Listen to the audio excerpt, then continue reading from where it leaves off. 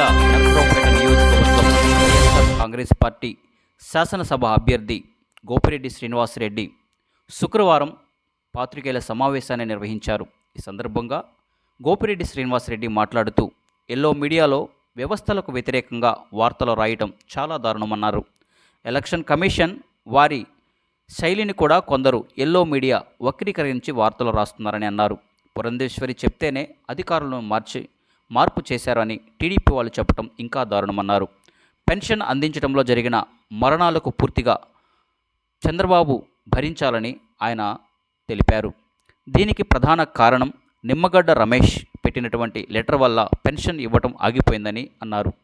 ఒక్క రోజులో ఓటర్ను మార్చడం ఎవరి వల్ల కాదని, వికలాంగులకు సైతం పెన్షన్ ఇవ్వకుండా అడ్డుపడిన పాపం చంద్రబాబుదేనని ఆయన దయ్యబట్టారు. మా ప్రభుత్వం అధికారంలోకి వచ్చిన వెంటనే పెన్షన్ మళ్ళీ తిరిగి పునరుద్ధరిస్తామని, అలాగే నరసరావుపేటలో అరవింద్ బాబు మాట్లాడుతూ లక్షల మందికి పెన్షన్ తొలగించారని చెప్పడం చాలా నీచమైన పని అని శ్రీనివాసరెడ్డి అన్నారు. టీడీపీ హయాంలో ఇచ్చిన పెన్షన్ 1000 రూపాయలు, తమ ప్రభుత్వ హయాంలో 3000కు పెన్షన్ ఇవ్వడం జరిగిందన్నారు. వాలంటీర్ వ్యవస్థ, ప్రజా పథకాలు అందరికీ అందుబాటులో ఉంటున్నాయన్నారు. వాలంటీర్ వ్యవస్థ ఒక్కరోజు లేకపోతే పరిస్థితి ఇలా ఉంది అంటే, రానున్న ఎన్నికల్లో వైఎస్ఆర్ కాంగ్రెస్ పార్టీ ఓడిపోతే పరిస్థితి ఎలా ఉండబోతుందో అర్థం చేసుకోవాలని గోపిరెడ్డి శ్రీనివాసరెడ్డి తెలిపారు. Your voice hour news, max 9 news.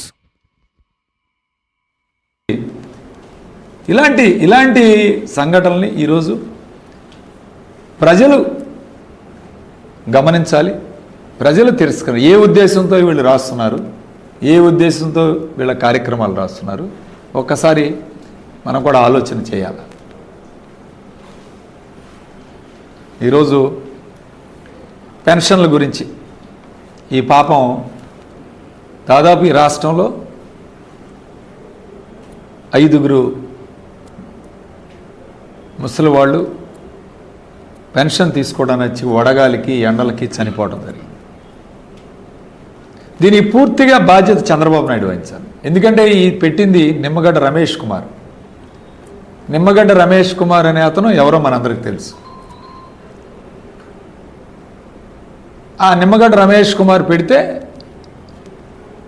Adireddy Vasu అనే తెలుగుదేశం పార్టీ ఇప్పుడు రాజమండ్రిలో ఎవరైతే పోటీ చేస్తున్నారో, రాజమండ్రి సిటీలో పోటీ చేస్తున్నాడో, ఆయన పత్రికా సమావేశంలో కూడా చెప్పడం జరిగింది.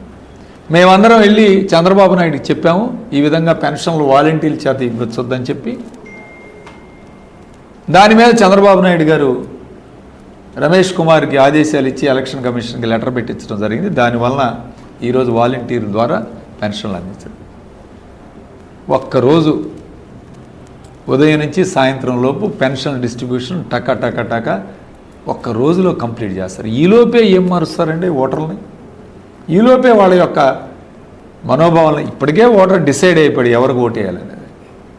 ఇంకా వీళ్ళని మార్చే కార్యక్రమం ఉంటుందా? ఎంతమందిని ఇబ్బంది పెట్టారు మీరు? ఇవాళ ఫిజికల్లీ హ్యాండిక్యాప్డ్, దివ్యాంగులు, మంచంలో ఉన్నవాళ్ళు, ముసలివాళ్ళు, వాళ్ళు ఇంటి దగ్గర లేవలేని కదలలేని వాళ్ళని కూడా ఈరోజు మీరు సచివాలయానికి తెప్పించి పెన్షన్లు అందించే కార్యక్రమం చేశారంటే ఈ పాపం చంద్రబాబు నాయుడు. ఈరోజు ప్రజలందరూ గమనించాలి. వాలంటీర్ వ్యవస్థ కావాలంటే జగన్మోహన్ రెడ్డి గారిని ఈరోజు మళ్ళీ తిరిగి గెలిపించుకుంటే పెన్షన్ మీ ఇంటికి తీసుకొచ్చి ఇచ్చే కార్యక్రమం చేస్తాం. మళ్ళీ వెనక్కి వెళ్ళి 5 సంవత్సరాల్లో ఏం జరిగిందో ఒక్కసారి ఆలోచన చేయాలి. ఖచ్చితంగా ఈరోజు ప్రజలందరూ అట్లానే